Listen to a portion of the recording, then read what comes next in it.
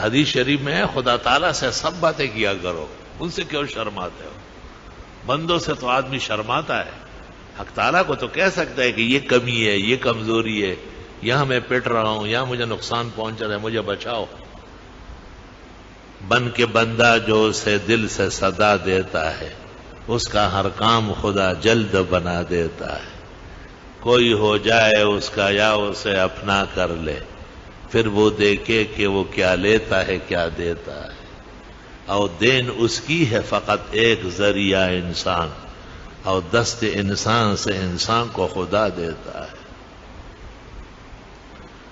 ایسے لوگوں کو میں جانتا ہوں کہ وہ ان کو کہا گیا کہ بابا 4 بیٹیوں کے بعد اب بیٹے ہونے والے ہیں، لیکن بس جی ہو گیا۔ یہ سب عورتوں کی تعلیم ہے، یہ گھریلو کمزوریاں وہاں سے آ رہی ہے۔ مرد میں جتنی کمی ہوگی یہ عورت کی طرف سے آتی ہے۔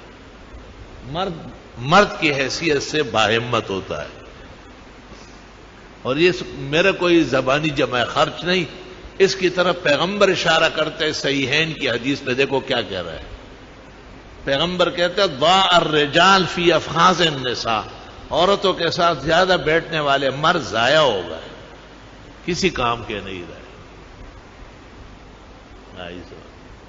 حد درجے کمزور کر دیتے۔